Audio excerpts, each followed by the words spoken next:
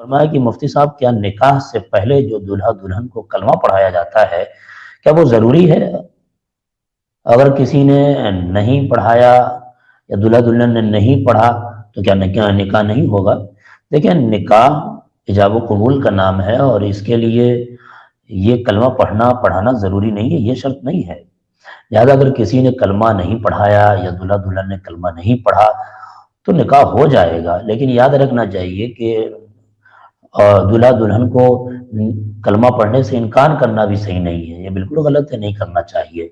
اس حوالے سے ایک بہت اچھی بات ہے فتاوی عزیزیہ میں حضرت شاہ عبدالعزیز محدث دہلوی علیہ رحمۃ و رضوان نے فرمایا ہے۔ آپ فرماتے ہیں کہ مومن اور کافر کا نکاح نہیں ہو سکتا، کہ مومن اور کافر کا نکاح نہیں ہو سکتا۔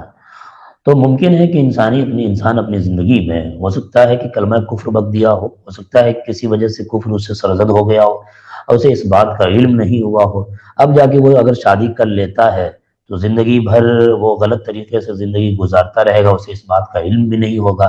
تو حضرت شاہ عبدالعزیز محدث دہلوی رحمہ فرماتے ہیں کہ اگر وہ شخص کلمہ پڑھ لیتا ہے تو اس کے لیے بہتر ہے، بہت سارے فائدے ہیں۔ ایک بڑا فائدہ یہ ہے کہ اگر کفر سرزد ہو گیا ہو تو وہ ختم ہو جائے گا، وہ پکا مومن ہو جائے گا۔ اور دوسری چیز یہ ہے کہ انسان کی 3 زندگی ہے، پہلی زندگی جو بچپن سے لے کے کنوارے تک، دوسری زندگی کنوارے شادی کے بعد سے ماں باپ بننے تک، اور تیسری زندگی یعنی ماں باپ بننے کے بعد سے لے کے آخری عمر تک۔ تو انسان جب پہلی زندگی میں رہتا ہے، دوسری زندگی میں وہ قدم رکھتا ہے تو اس کے لیے ضروری ہے، بہتر ہے، بہت اچھی بات ہوگی کہ بالکل شفاف ہو کر اپنی دوسری زندگی میں قدم رکھے۔ تو اس کے لیے بہت ضروری ہے کہ آپ وہ کلمہ شریف پڑھ لیں۔ اس لیے بھی فقہاء کرام میں حضرت شاہ عبدالعزیز محدث دہلوی فرماتے ہیں کہ اس لیے فقہاء کرام نے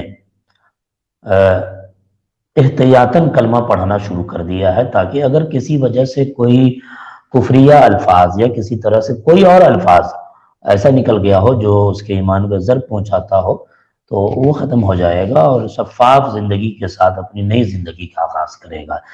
تو میں سمجھتا ہوں کلمہ پڑھانا چاہیے، ایمان مجمل، ایمان مفصل، کلمہ طیب اور کلمہ توحید، دوسرا کلمہ پڑھنا چاہیے بھی اور پڑھانا چاہیے بھی۔ لیکن وہیں یہ بھی یاد رکھیں کہ یہ نکاح کے لیے شرط نہیں ہے کہ اگر کسی نے نہیں پڑھا تو آپ کو ایک دم ٹوٹے پہ سوار ہو کے پڑھانا ہی ہے۔ نہیں پڑھے گا تو ہم بھاگ جائیں گے، ایسا کریں گے، ویسا کریں گے، نکاح نہیں ہوگا، یہ سب نہیں ہے۔ ہاں، یہ بھی یاد رکھنا ہے لڑکا لڑکی کو کہ اگر کوئی پڑھاتا ہے، چاہے دیوبند عقیدے سے ہو یا کسی بھی عقیدے سے ہو، جو اعتراض کرتے ہیں غیر مقلد ہو، لوگوں کو بھی سوچنا چاہیے، ساری باتوں کو بغور سماج کر لینا چاہیے کہ کیا ضرورت ہے کلمہ شریف سے نہ پڑھنے کا، کیوں انکار کرتے ہیں۔ حدیث پاک میں تو ہمیں ملتا ہے، حضور اکرم صلی اللہ علیہ وسلم نے فرمایا کہ اپنے مردے کو کلمے کی تلقین کیا کرو، لا الہ الا اللہ محمد رسول اللہ کے ذریعے کلمے کی تلقین دیا گیا ہے۔ زندگی کے کسی بھی حصے میں اگر کوئی کلمہ شریف پڑھاتا ہے تو پڑھنے میں کیا حرج ہے، خود بھی پڑھنا چاہیے، اگر کوئی پڑھاتا ہے تو اس میں کوئی حرج نہیں ہے۔ تو اب اگر کوئی شخص نکاح سے پہلے اگر قاضی پڑھاتا ہے، میں یہ کہتا ہوں پڑھانا بھی چاہیے اور پڑھنے والے شخص کو بشد شوق پڑھنا بھی چاہیے، تاکہ ہر زاویے سے پاک و صاف ہو کر وہ دوسری زندگی میں قدم رکھے جو میاں بیوی والی زندگی ہے۔